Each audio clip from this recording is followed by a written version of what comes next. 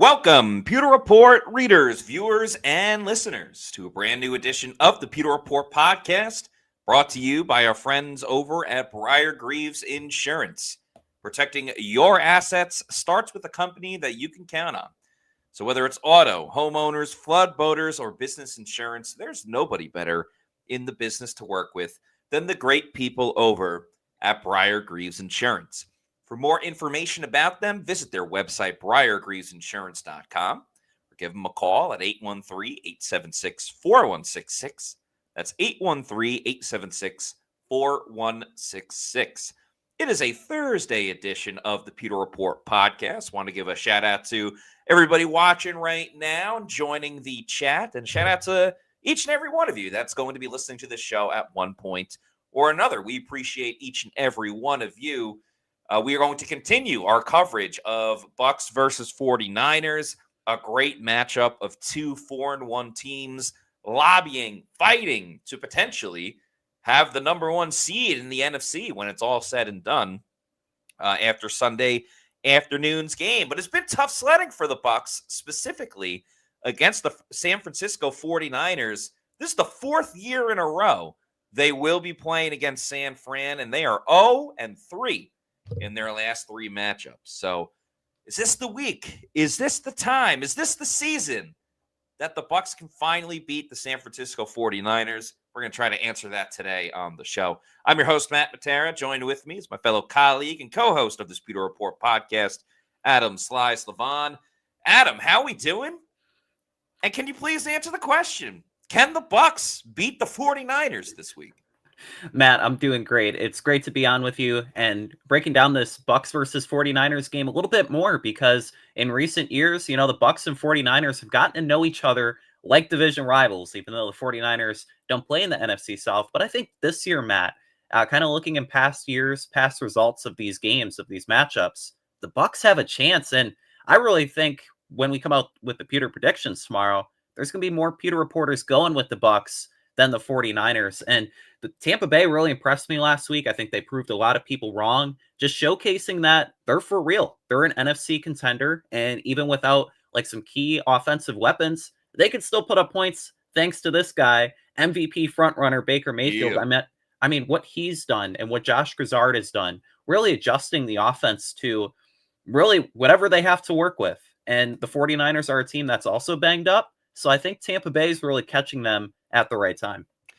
Yeah, it is very interesting because you look at last week and many people are like, oh, the Bucs are so injured. How are they going to have a chance? And this time around, it's like, oh, my goodness, the 49ers are injured. How are they going to have a chance against the Tampa Bay Buccaneers? This might be the first time this season where the Bucs have less people on the injury report than their opponent. It's very few and far between with that. And that's not to say that the Bucs don't have any of their own injuries to deal with during Sunday's game. And we'll see. Jamel Dean did practice today, so that's good. But there was no Zion McCollum, no Bucky Irving. We'll find out who's going to be lining up at corner, but they are certainly not as banged up as the San Francisco 49ers are. Nobody's going to be crying for either team because the Niners also just had 10 days of rest, having previously played on Thursday night football. So what are the biggest differences between the first three matchups with the Buccaneers and the 49ers compared to this one specifically? Now, the one 3 years ago, I think we can kind of throw out Tom Brady as the starting quarterback. But really, the last 2 years, what have been some of the biggest differences? Yeah, so when you look at it in 2023, Baker Mayfield's first year, you kind of saw the Bucs take steps in becoming a contender. They lost the game 27-14, but you saw some signs. In 2024, it was a loss. It was 23-20, but you have to account for what Baker Mayfield really had to work with in that game. His top wide receiver was Ryan Miller, who had one catch for 11 yards. So it was very much kind of what the offense might look like on Sunday with Rachaad White being the leading receiver, Cade Otton being involved. But this time, Matt, he has Emeka Egbuka, and Emeka might get 116 yards himself, is what Baker Mayfield had in that game. And then you add in Sterling Shepard really taking a step forward as a wide receiver too. Chris Godwin still working his way back. We'll talk about him a little bit more later. But I think the offense in this one has more pieces. And then defensively, they're going to match up really well if they stop Christian McCaffrey. McCaffrey, he gets a lot of volume, insane volume as a wide receiver. He has 39 receptions, which is like astounding for a running back. But if they can limit him in the backfield, the 49ers don't really have much else to work with here. I mean, Kendrick Bourne, Demarcus Robinson, Jake Tungus. I mean, these aren't world beater guys. And I think this iteration of San Francisco is the weakest that Tampa Bay has seen in all these recent years. I agree with you in the sense it's definitely the weakest group that they've had since they're playing against Tampa Bay. And this will be the second game in a row that it is in Tampa. The first two matchups were in San Fran.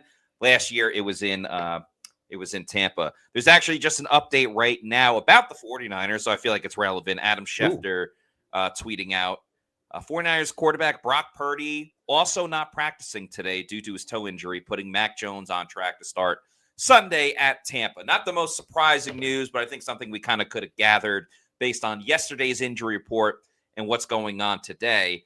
To be honest, and I have both of them on one of my fantasy teams now because one of them is hurt, but I don't see a huge difference between Brock Purdy and Mac Jones. I think Purdy brings a little bit more and he's a little bit more mobile and stuff like that than Mac Jones. And let's remember, for those that watched that Thursday night game against the against the Rams, the previous week, 49ers Rams, Mac Jones got beat up a ton. He did. In that game. Like, he was limping around too. I'm not saying that you're going to go after an injured player, but the 49ers are certainly a wounded animal. The part that would concern me for the Tampa Bay Buccaneers is the fact that Kyle Shanahan, the head coach of the San Francisco 49ers, he's able to find a way to get guys open better than most coaches in the league, regardless of who is available for them that afternoon. The tight end, Tungus, you were just talking about. I mean, he's not exactly Kittle, but he was putting up Kittle-type numbers in that game against San Francisco. And we've seen, I mean, last week, the Seahawks, they used their tight end over and over and over, and he was one of the biggest factors in that game for Seattle. I would say outside of Jackson Smith and Jigba and what he was doing, their tight end was really the biggest story as far as what Seattle was doing offensively. And then, I hate to say it, but it's one thing to just say, hey, we're going to get Christian McCaffrey the ball. When it's Christian McCaffrey against Servassier Dennis and Levante David, who have struggled covering the middle of the field and covering in open space, I mean, that's one of the biggest mismatches I think we'll see all season, unfortunately. Yeah, definitely. And it's a case where, like, the Bucs might have to double team McCaffrey out of the backfield because Servassier and Levante, one-on-one against McCaffrey, I mean, McCaffrey's going to feast. And there's a reason that he's had a 1,000-yard season as a wide receiver. I mean, going back for as long as he's been in the NFL, he's just the best receiving back. And I mean, it's in his blood. His dad was a Pro Bowl wide receiver. Yep. His brother's catching passes for the Commanders. So, I mean, he's just as good. And then when you look at it, as you mentioned, Larry Foote said today with the 49ers offense, there's a lot of formations. They utilize a fullback and Kyle Juszczyk, and there's just so much eye candy that it's going to really be a battle of two grandmasters in this chess match, because you have Todd Bowles and Kyle Shanahan, who are two of the best in the business when it comes to, you know, like scheming up creative, complex, outside of the box ways to really get their players to have success. And for the defense, I mean, they have to stop Mac Jones and Christian McCaffrey, because Mac Jones has played better than Brock Purdy did this year. He's 3-0 as a starter. He has a 6-to-1 touchdown interception ratio, and he's completed almost 67% of his passes. So I think this is a perfect offense for him to operate. And Kyle Shanahan, even though he's signing guys off the street, I mean, Kendrick Bourne had 10 catches for 142 yards. Yeah, he was insane. And then Jake Tungus, never heard of the guy, this undrafted dude from California. He has 3 receiving touchdowns this year. So they find ways to do it with whoever they have, and that poses a lot of problems. Brock Purdy had, I believe, 4 interceptions compared to just the 1 interception that you just mentioned with Mac Jones. It feels like with some of these quarterbacks around the league, you go to the school of McVay, O'Connell out in Minnesota, or Shanahan, and you're able to get corrected. I mean, we saw it with Sam Darnold going to San Fran and then Minnesota, and you're watching it right now with Mac Jones. Obviously, Darnold is now with Seattle. But I think too what will hurt the Bucs is sometimes they get an advantage in terms of a quarterback will try to do too much, and that's when they just put the ball in harm's way. And the Bucs, if they're not dropping it the way Zion McCollum did earlier in the season, that's where they'll take advantage of an interception, a forced fumble, and stuff like that. Mac Jones, and this is coming from the school of Shanahan, they had so many weapons. I know a lot of them aren't playing, but they have so many weapons where Mac Jones will have no issue throwing to the tight end, throwing to Juszczyk, the fullback who you just mentioned, or if Christian McCaffrey's open, and that'll be the when in doubt, throw to Christian McCaffrey. He's got no issue doing that. So that certainly hurts the Bucs in that scenario and case in point. I also think this is where the injuries to Morrison, Dean, McCollum, and we'll have a better answer on Friday who's going to be available and who isn't. But if they were at full strength, I would heavily consider, if I'm Todd Bowles and I'm operating the defense, some people in the comments were mentioning having a spy on Christian McCaffrey. Some people might say Deion Jones, but like Deion Jones is an aging linebacker as well. I would love a situation where you had like Jacob Parrish on Christian McCaffrey. That'd be like a cobra against a mongoose or something like that. Just two quick guys like really going at it. Or, I mean, even if you want to, you would have to like configure the defense a little bit different, but one of your faster defensive backs going up against Christian McCaffrey. Now, you can't spy a running back the same way that you spy a quarterback, but I think the injuries to that and in the secondary, Tyke Smith on McCaffrey, I think might be very interesting as well, as Thomas Pelicuda says. But I would almost venture to have a faster, quicker type of player. Try to be on McCaffrey as much as possible. Not that you necessarily want to have one-on-one matchups because McCaffrey's in those, but I honestly don't know how you keep Servassier and Levante on him for this matchup specifically. Yeah, it's going to be really difficult, but you make a great point. Thomas makes a great point. Like, I would like to maybe have Jacob Parrish or Tyke Smith play up in the box a little bit more to try to defend against McCaffrey because, even I asked Josh Grizzard today, I'm like, what makes McCaffrey different, right? Because you have Bucky Irving, Rachaad White. Those are good receiving backs, but McCaffrey, his route tree, his ability to run choice routes, and really, he has so many different options, but he's so crisp in his route running. Are you really going to expect Servassier Dennis going sideline to sideline with him? A 35-year-old Levante? Probably not.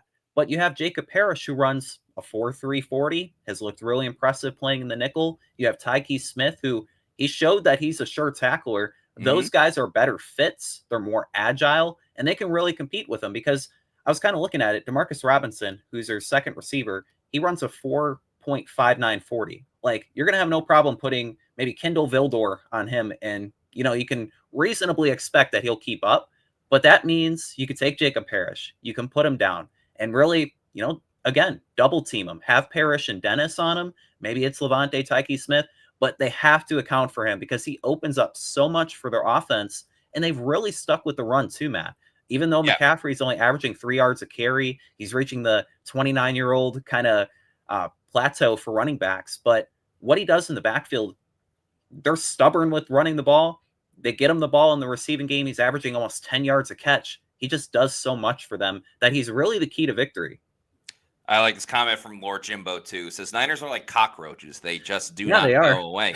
And speaking of not going away, they hardly take Christian McCaffrey off the field either. No. His backup, Brian Robinson, they got him from the Washington Commanders. He gets maybe 2 to 3, sometimes 4 rushing attempts per game. He is not on 20 on the year. Yeah, he doesn't get that many, which to me is surprising just considering the injury history of Christian McCaffrey. I mean, there was thoughts that he might not even be ready for the beginning of this season, and he's been good to go. And he's one of those guys where when he is available, it's incredible. Like, he's done some exceptional things on the football field, but he does get injured a lot more because of it. Some people have mentioned Antoine Winfield Jr.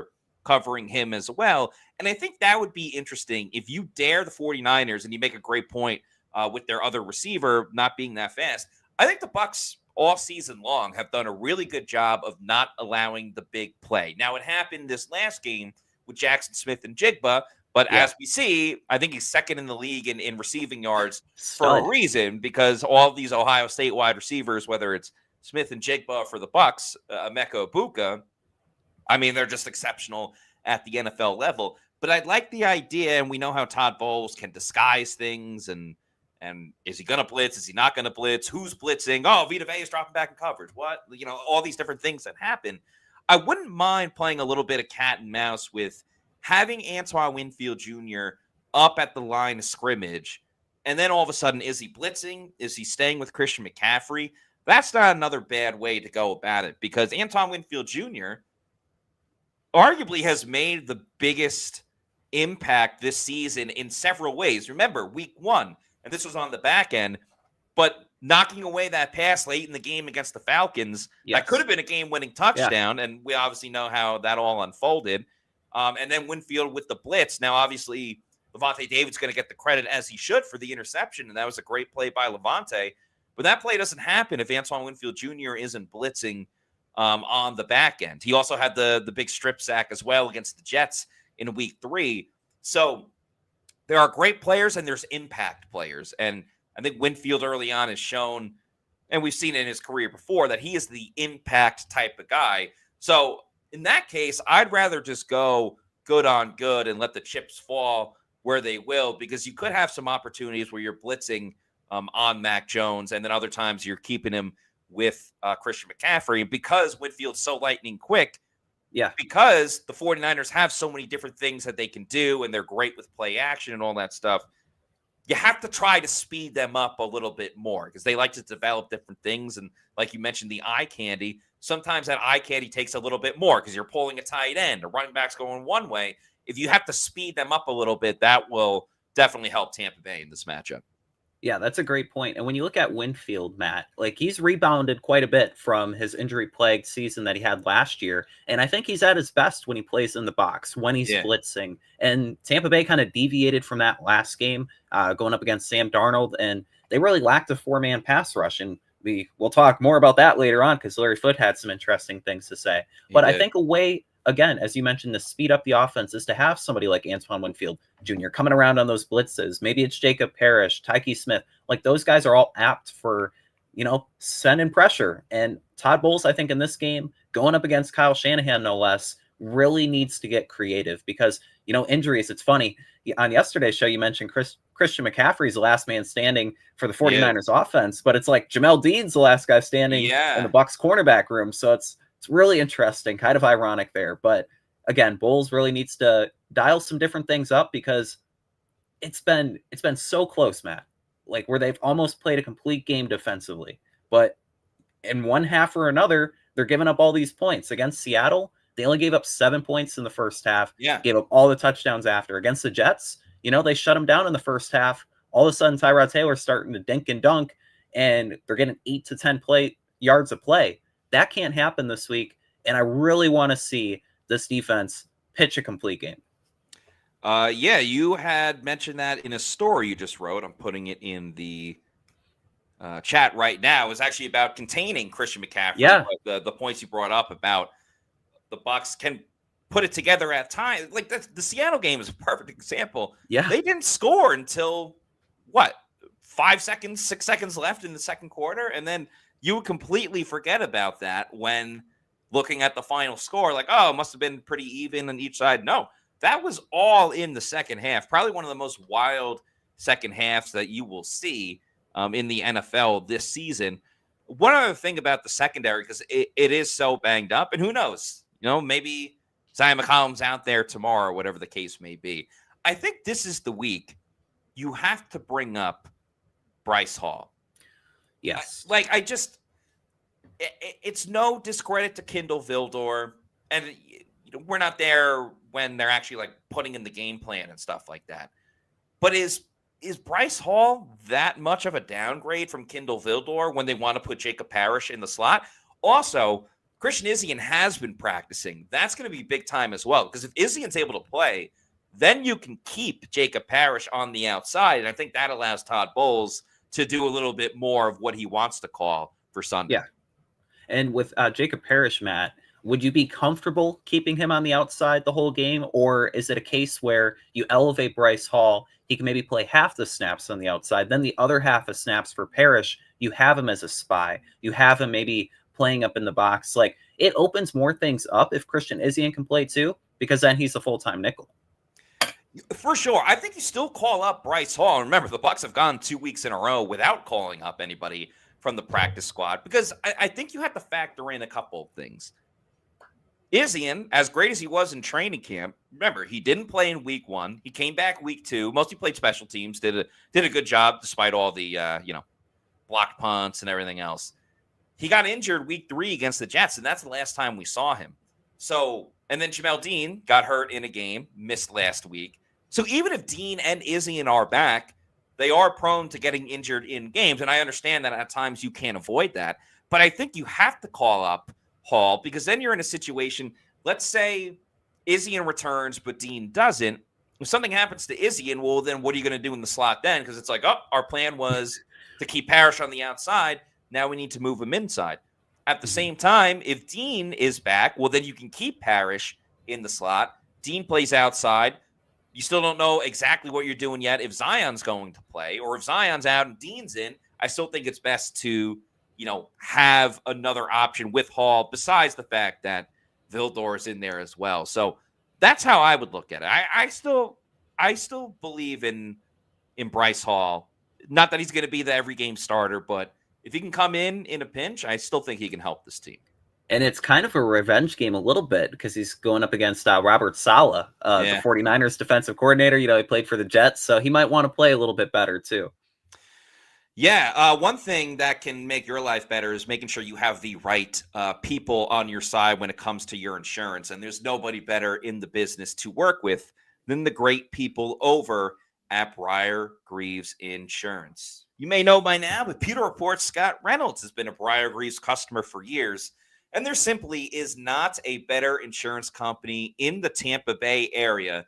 So visit BrierGrievesInsurance.com for more information. Brier Grieves Insurance is family owned, and their main goal is helping people. They want to help people find the right insurance policy for you and your family, whether that's home or auto, boating, or business insurance. Turn to Brier Grieves and find out why their personal touch and customer service sets them apart. The days of waiting on hold to speak with an insurance representative that you don't even know are over. With Brier Grieves Insurance, you'll have a relationship with your agent who can answer the questions and advise you on the best policies. As 2 hurricanes last year have shown all of us that live in the Tampa Bay area, there is a cost to living in paradise. Brier Grieves can help you make sure you have the right hurricane and flood insurance to make sure you and your home are protected. So once again, visit BrierGrievesInsurance.com. That's Brier, B-R-I-E-R, Grieves, G-R-I-E-V-E-S. Or call their office today at 813-876-4166. That's 813-876-4166. Tell them that Pewter Report sent you. Also, as we've mentioned on the show, Jason Lane uses Brier Grieves Insurance. So if you love the Bucs and you love Jason Lane, probably love him for all these great draft picks that he's made, why not use Brier Grieves Insurance? Give him a call today. We got a couple super chats. Yes, we do. So let's get to them. Thank you very, very much, everybody. We'll start with David Van Dunn. Thank you. Thank you for this $4.99 super chat. It says, really hope we keep Rachaad. He's so clutch, but I bet he ends up in Washington.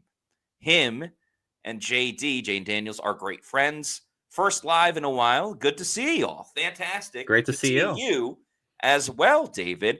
Adam, what do you think about this? I think Rachaad is one of the best backup running backs in all of football. What he does on third down as a receiver, as a pass protector, he's very invaluable. And Tristan Wirfs said today that, he can count on both hands how many times that, Rachaad has made a clutch play at the end of the game to get that first down, like he did this past game to set up Chase McLaughlin's game-winning field goal. But with Rachaad, I don't know. It's tricky because you want to keep him, but I also feel like he wants to be a starter. He wants to get that lion's share of touches in a backfield, but he's such a great fit next to Bucky. And we don't get to see all the back and forth that Bucky and Rachaad have, but I'd imagine they're good friends. They're not too far removed from being in different draft classes.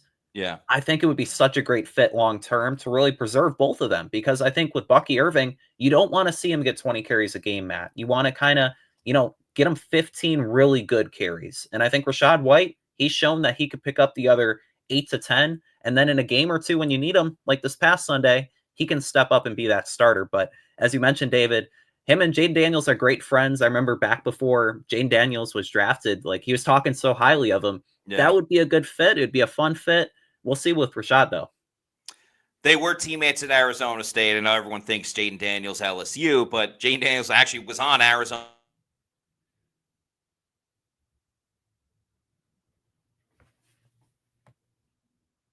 And has to be the starting running back for the Bucs, as he will again this week. He's still very important to this team. He's great on third downs. He picks up blitzes like no one else on this team at the running back position. And that's why I was a little bit surprised they didn't use Rachaad White as much, even after he scored the game-winning touchdown against the Texans in week 2. So it was like they are just riding Bucky into the ground, and then you see him get injured. And he has several injuries now. It's not just one thing. And you have to factor in the wear and tear of Bucky Irving because he is a smaller guy.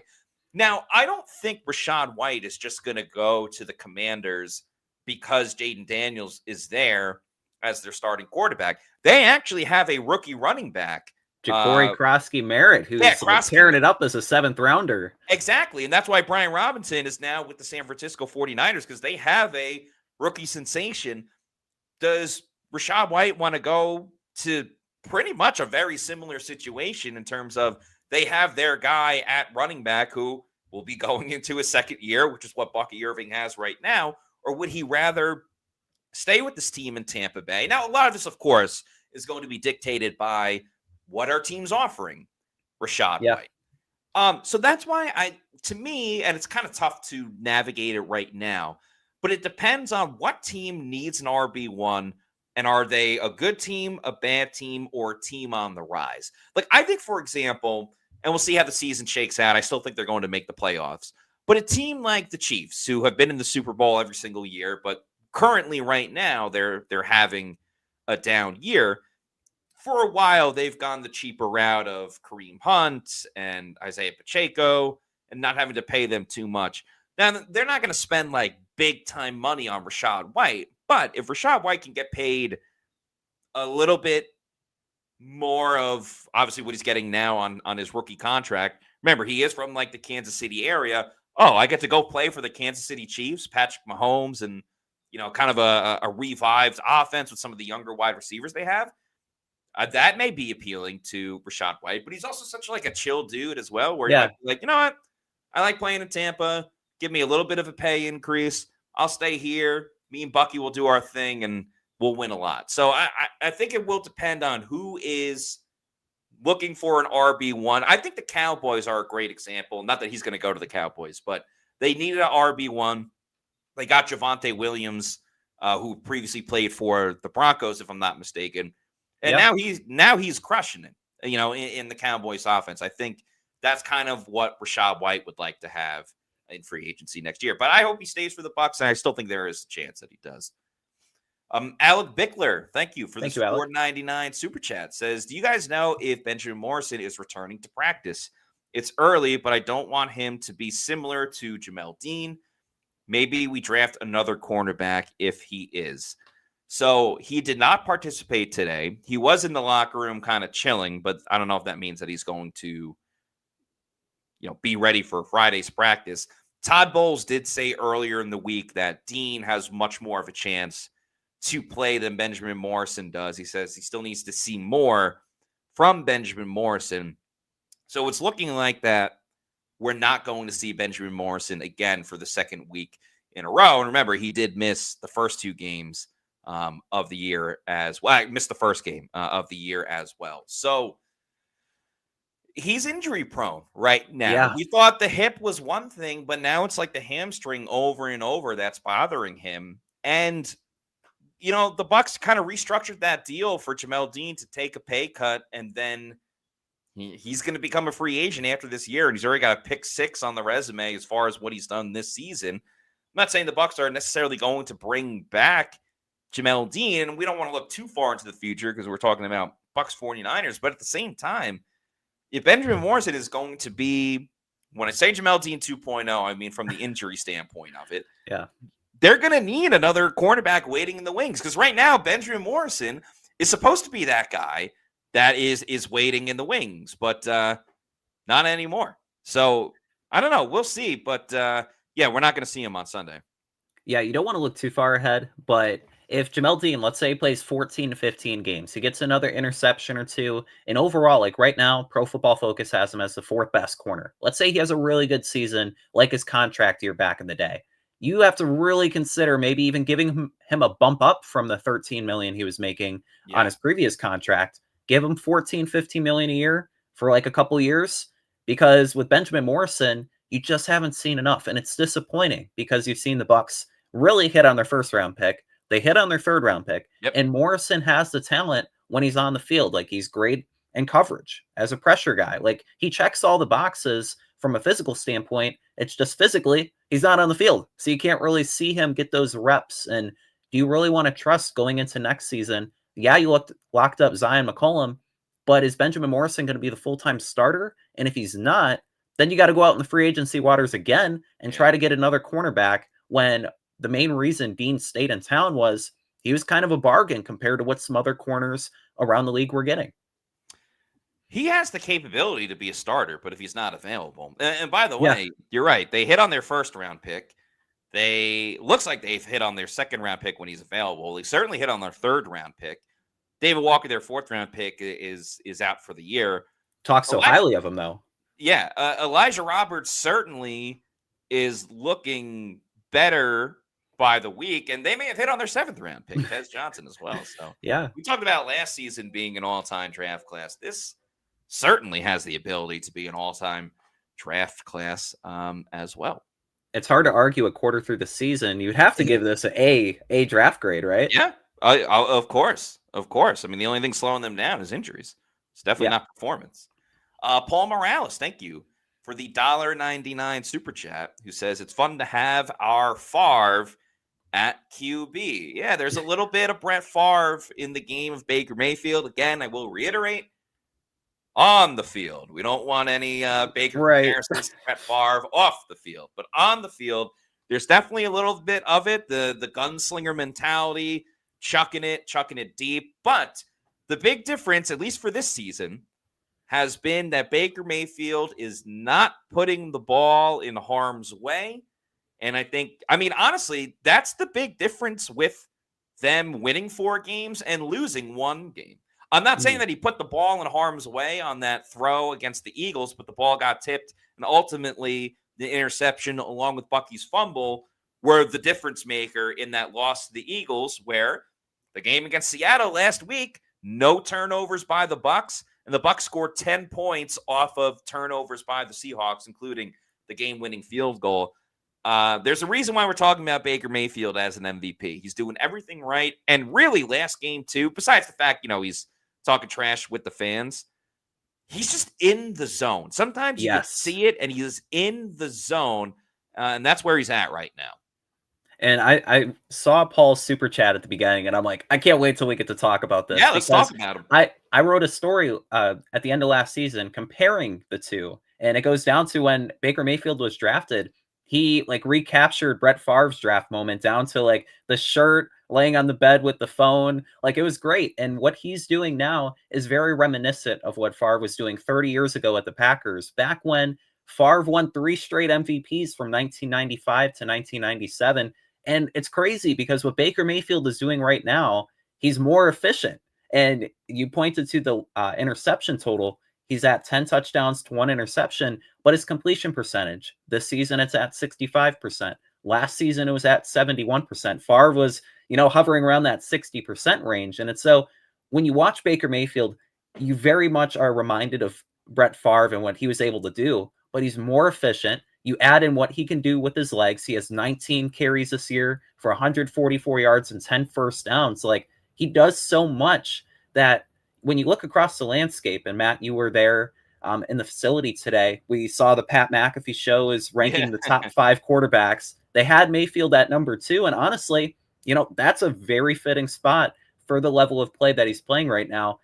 And it's great to see that, he's changed his career so much. So now we're throwing him in the MVP race. And yeah, he's probably the front runner right now. he's without a doubt in the top two. Like, I think right now it's him and Josh Allen. And again, it's a week-to-week league. So when you see Baker ball out for 379 yards, 2 touchdowns, and what was it, his 4th game-winning drive on the season? And then the Bills lose in an upset loss to the Patriots, although I do think the Patriots are very much on the come-up. If the MVP rankings were the college football rankings, right now Baker would be 1, and I think Josh Allen would be 2. Next week, depending on what happens, that could flip-flop. But I think Baker right now has to be number 1 in the MVP conversation. And the biggest thing, more than anything else, the game-winning drives are fantastic.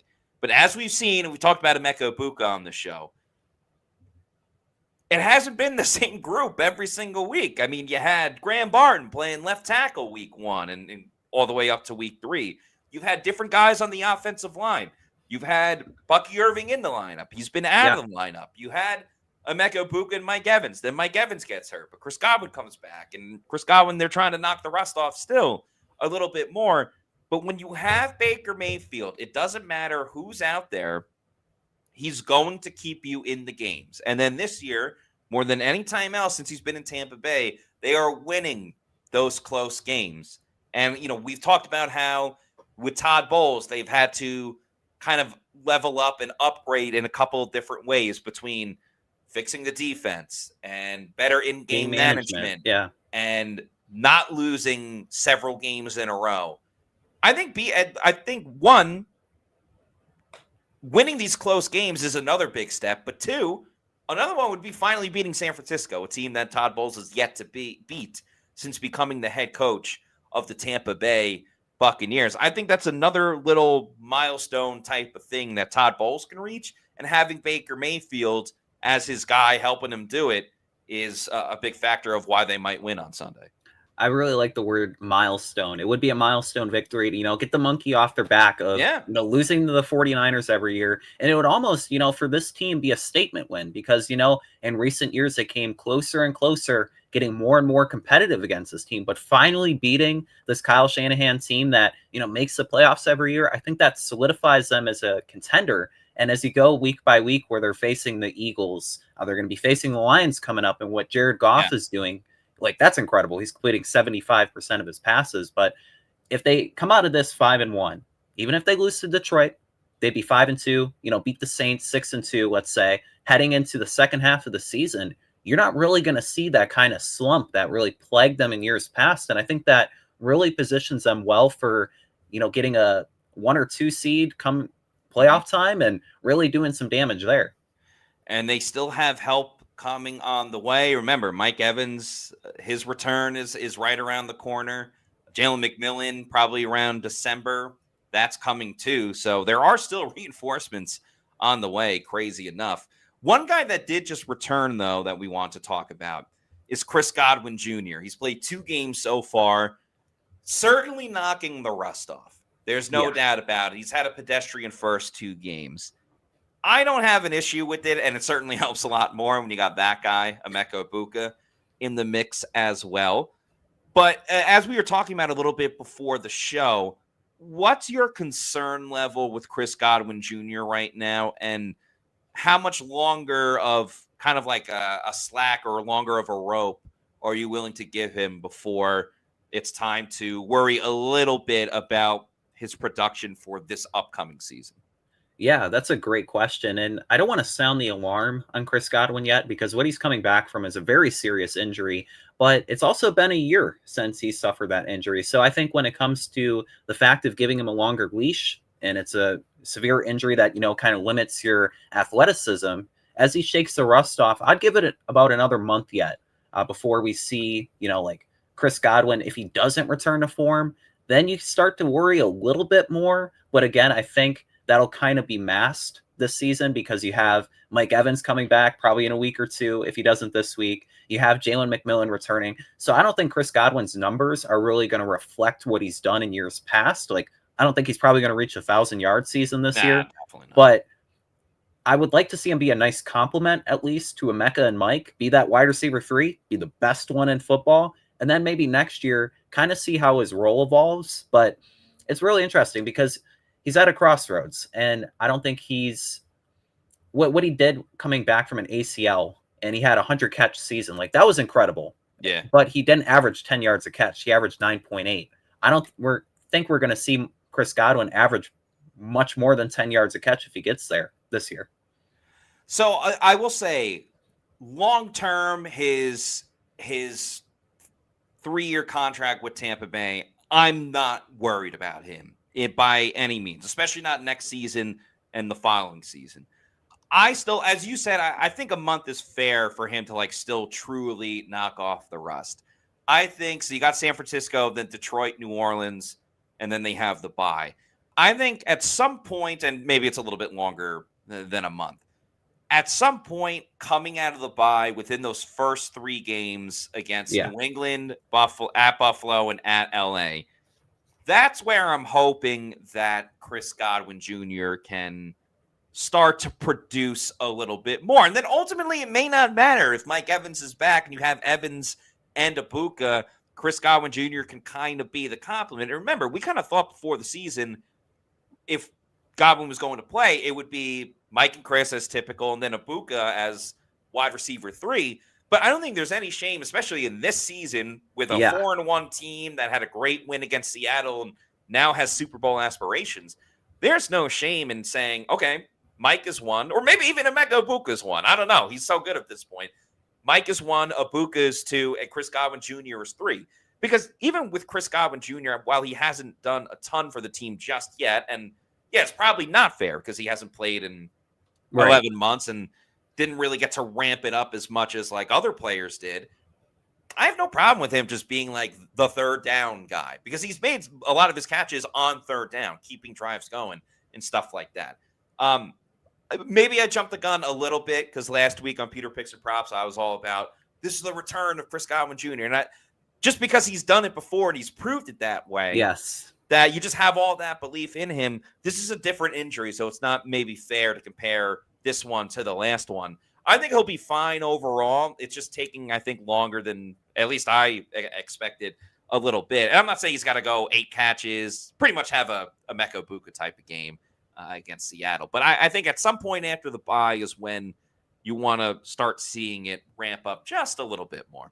And he's not only adjusting to life after injury, but he's also adjusting again to this offense. And we've kind of mentioned it, but also like Sterling Shepard and what he's done. Like, he'll be the second receiver after this game and pass Bucky because he's not playing. And like, he's made some clutch moments. You have Tej Johnson who started to come along. It's like, they don't need Chris to be the savior. And I think the organization put a lot of belief in him, like going forward past this season. But this season, you know, if he sticks around like the 700, 800 yard year, and he just becomes that third down guy, as you mentioned, getting those 8-9 yard gains when it's 3rd and 7. I think that's critical, and that's going to be really key for the offense, and it really completes things because you have everyone else like carrying the load. Chris just kind of has to be a sidekick this year.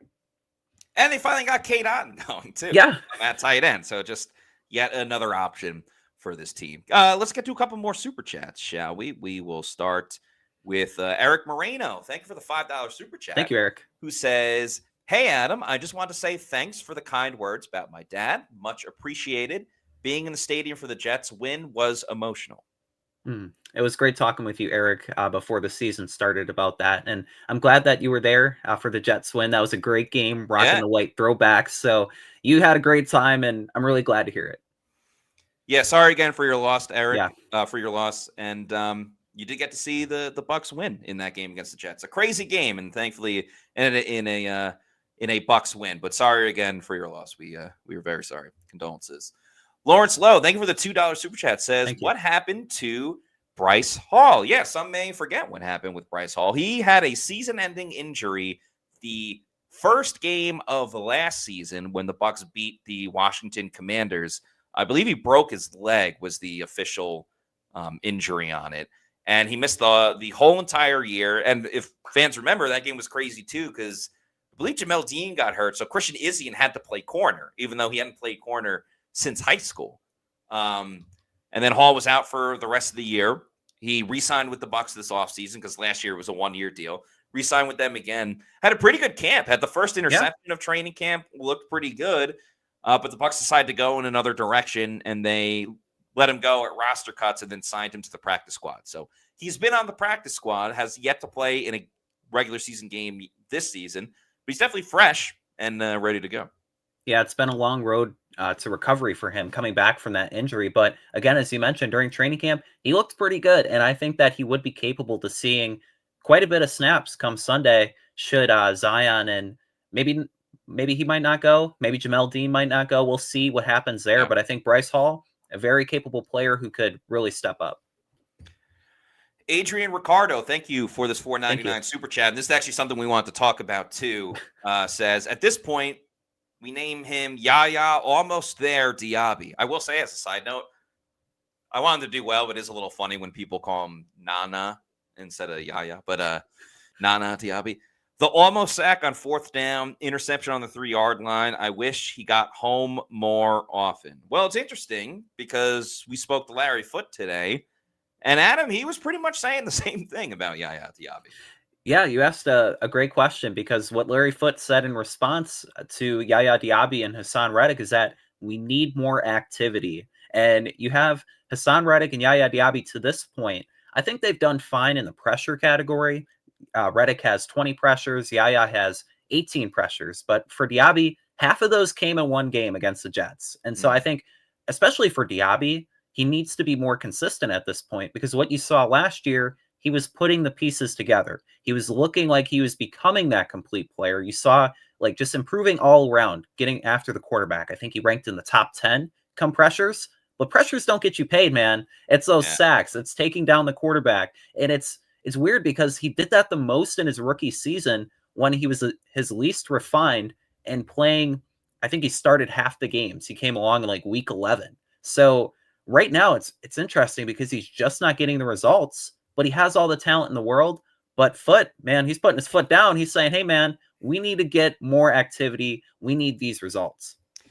I loved what Larry Foote was saying today because he's brutally honest, and he didn't say these exact words, but essentially what he was trying to relay is we're just not getting enough from our outside linebackers. And not being able to get to Sam Darnold on that 4th down when he had him pretty much wrapped up, I mean, that's one of the biggest red flags that you'll have with an edge rusher and specifically with Yaya. And I don't think Hassan Reddick is off the hook as well. No. Because there's one thing to get pressures. It's another thing to disrupt the course of action by the quarterback. And the blitz by Antoine Winfield Jr. that led to the Sam Darnold interception, I think is a great example because it looked like it went off the helmet of Logan Hall. But again, that's because Darnold was about to get hit. He had to get rid of the ball, and we're just not seeing that with Yaya and Hassan Reddick.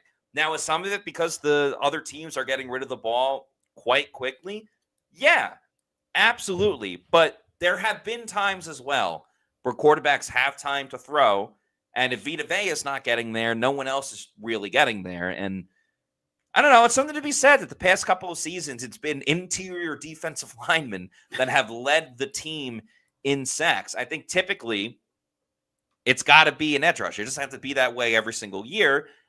And I think the problem, too, is that we know Bowles can manufacture pressure and get sacks, but the sacks haven't come in bunches really just yet, besides the Jets game, but they haven't come in bunches the way we want to see it. So there's no doubt Hassan, Yaya, they have to step their game up because right now, as great as the Bucs are being 4-1, they are losing in 2 of the 3 phases of the game. They are winning offensively, clearly. Yes.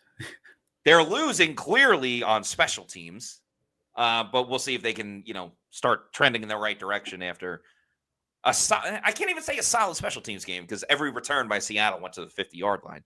But then, yes, I know Warren Sapp is one of the few exceptions to the rule. And you still had Simeon Rice getting double-digit sacks. But yes, I hear what you're saying about Warren Sapp. But then defensively, I'm hoping it was an anomaly what happened against Seattle because I am slightly worried that San Francisco will be like, oh, that's what Seattle was doing to them? Let us do the same exact thing. Especially because you see the 49ers offensive blueprint, and that is modeled around efficiency. And what Sam Darnold did last week, very efficient, just as efficient, almost as Baker Mayfield until that interception late. But what Seattle was able to do was get that ball out quickly. And I think this week, again, you're not going to see Diaby have that breakout game, mainly because they have Trent Williams as a left tackle, and he's still very good. Yeah. So I think it's going to be a little bit for Diaby yet, which is frustrating. But what's also frustrating is seeing, like, I have this image in my mind where a quarterback's just rolling out to the right, Yaya Diaby's chasing him down and just doesn't get him. And it's like, that has to change. And the pressures are fine. I think the pressures, have affected the game somewhat, but sacks, the loss of yardage, like, that plays a factor too. And for Reddick, they paid him $14 million, seeing his resume as a double-digit sacker, and it just hasn't come about yet. Yeah, right now, if the season ended today, nobody would say, you know what, they need to re-sign Hassan Reddick for what he's done. I think he can still turn it around, but he hasn't lived up to that $14 million contract just yet. So they definitely need one of their outside linebackers to make a splash play in this game. Speaking of splashes, shout out to Splash Sports. Make sure you download the Splash Sports app today and get those quick picks in with more or less stats on several players, including all the NFL games. You can join over 2.5 million people playing on Splash Sports. It's the home for Survivor, Pick'em, and Quick Picks. I still got my Survivor team going. Whether you want to create your own contest with friends or take a shot at life-changing prize pools, Splash Sports has you covered. Start your weekend off right. I mean, you can start it off tonight, Thursday Night Football between the Eagles and the Giants. Start your weekend right with their weekend kickoff boost for all of their quick picks. Turn $20 into $1,000 with the best multipliers in daily fantasy sports. Do you think you got what it takes? Prove you're the sharpest fan in Bucs Nation and download the Splash Sports app to join their various leagues, pools, and quick picks. Got the QR code on the screen right there. Splash Sports is also the official sponsor of Pewter Picks and Props. I'll have my Thursday Night Football picks out in a little bit. Also have college football and, of course, Bucs 49ers that'll be coming out either tomorrow or Saturday as well. But shout out to Splash Sports. Download the app today with that QR code. We have a couple of more super chats to get to, but first, also want to give a shout out to our Pewter Platinum members. Thank you so much for all of your support. We will start with Scott Federico, Rachel Gordon, Noah Parr, Scotty J, Dave Anderson, Hezo813, Ash Fishpool, Joel L. Rican, Sam, John Dale Morris, Zach Brannigan, RP89, Connor Four Reels, Kevin Thomas, Leighton Carter, Brandon Riley, Alec Bickler, Nick Dubuque, Zach Jarvis, Mario Thomas, Eric McMillan, Dominic Tarantino, HK Bucks, Brayon Pinkney, The Real Maverick, and The Guy is Gifted. We appreciate each and every one of you for your support. Just a reminder, we will have a Pewter Insider tomorrow at 1:30. That'll be for Pewter Platinum and Premier members. Topic being Bucs battle for NFC supremacy. And of course, the main reason why we're there is to answer questions and comments from each and every one of you. So thanks everyone for your support. Let's finish up with some of these super chats. We'll start with Tyler Lovell. Thank you for the $5 super chat. Says, can Tez Johnson become the primary wide receiver for our producing Even Otten?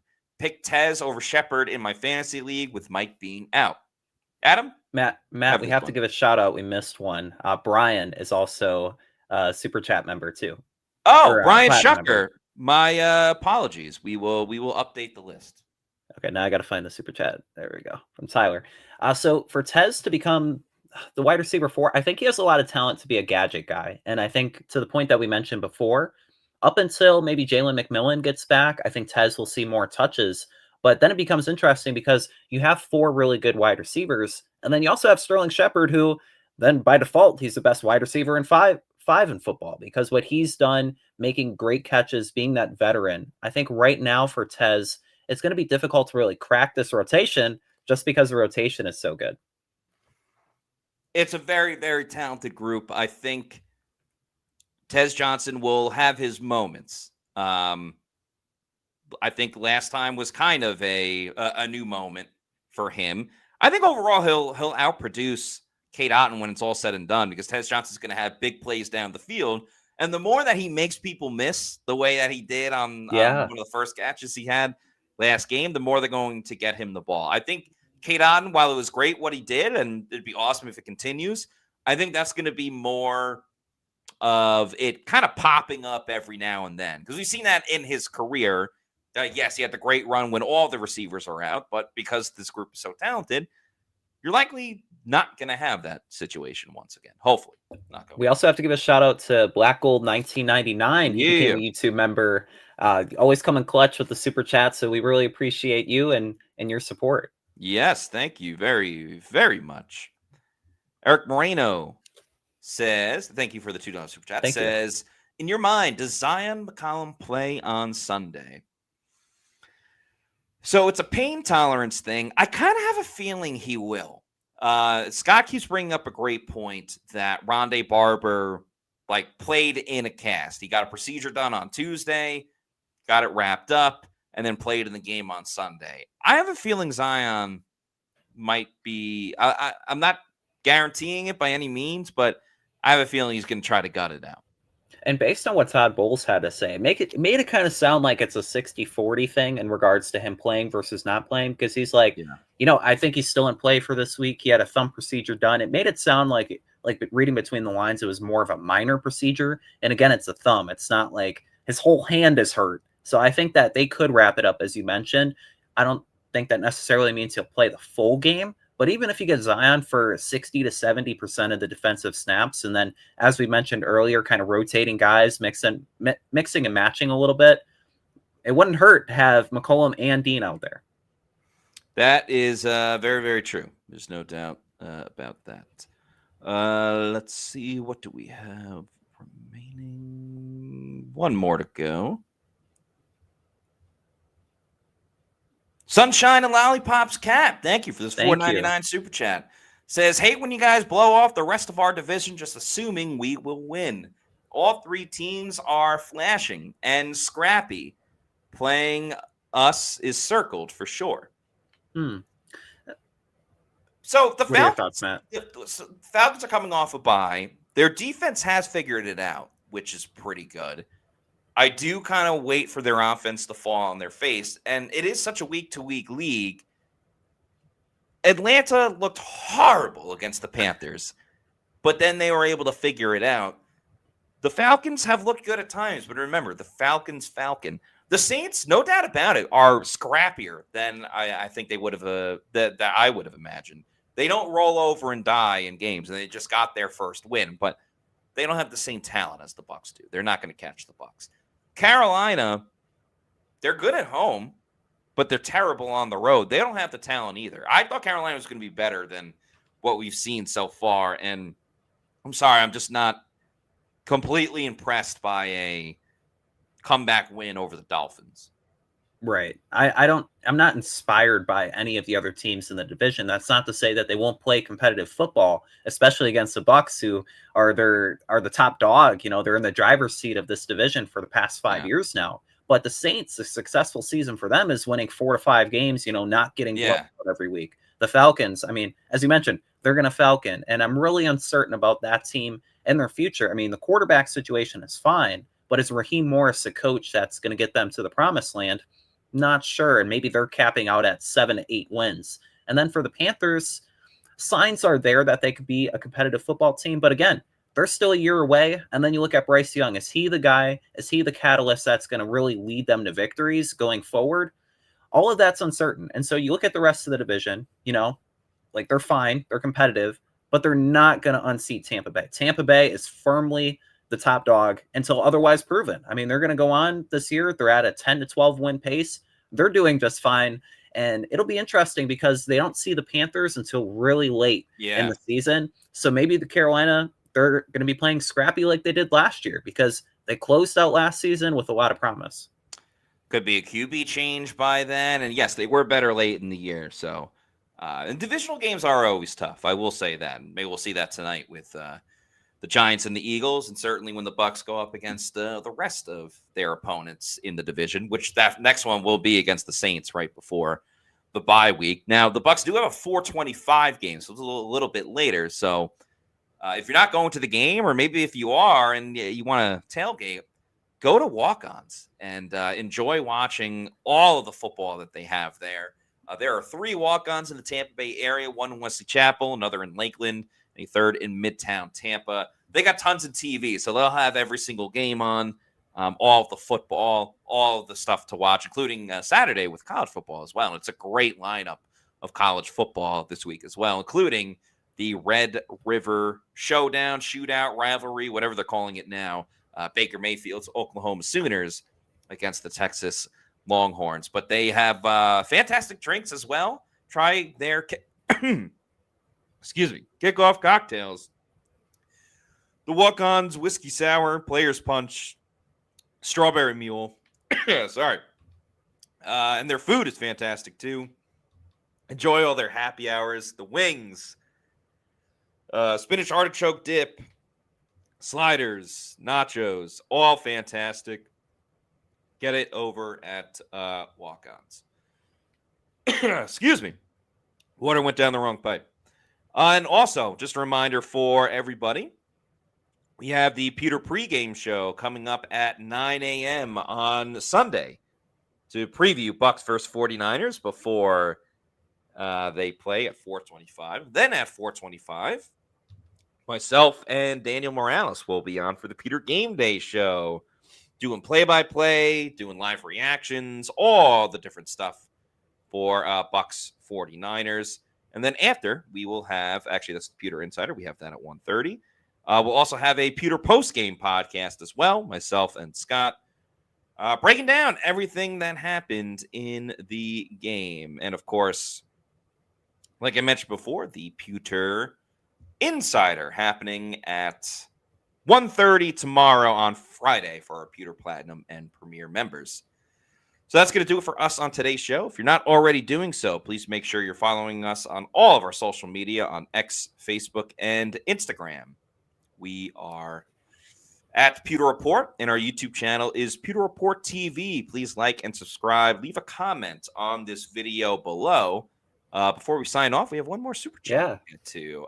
Boyet, thank you for the $1.99 super chat, who says Tampa, their 2-4 wins beat a bad Texans and the Jets.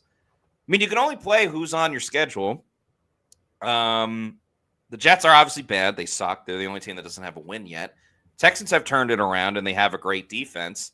I mean, they just beat a good Seahawks team in Seattle. Does that count for anything? It's not college. It's not the college football ranking system. I see the Brock Purdy jersey there, so I know you're a 49ers fan. But what the Bucs have really done is they've played competitive despite all the injuries that they have, too. And that's something that you also have to consider, not just for Tampa Bay, but also for San Francisco. What they've been able to do, I think battling all the injuries is a test of resilience. And especially with Baker Mayfield, his ability to win these games, just gutting it out. If the Tampa Bay Bucs didn't have Baker Mayfield, they would be in a very different spot. But I think he's going to be the key factor and likely to help the Bucs win on Sunday, because they are very capable and they show week in and week out that they're able to win the games that they didn't win in years past. Also, the 49ers have defeated the Saints and the Cardinals. So they have quality wins against the Seahawks and then the Rams on Thursday. But, I mean, is that what we're doing? Yeah, I mean. And the Bucs have injuries as well. The Niners certainly have injuries, but the Bucs have injuries as well. So, to me, that's kind of a wash. So, anyway, great discussion. Thanks for the super chat. Thanks, everyone, for watching the shows. This has been a ton of fun. Like I said before, like, subscribe, leave a comment on this video. Give us your game predictions for what you think is going to happen in Bucs and 49ers. We'll have our predictions tomorrow on pewterreport.com. So, for Adam Slavon, I'm Matt Matera saying thanks, everybody, for watching. And we'll see you soon for another edition of the Pewter Report podcast. Out.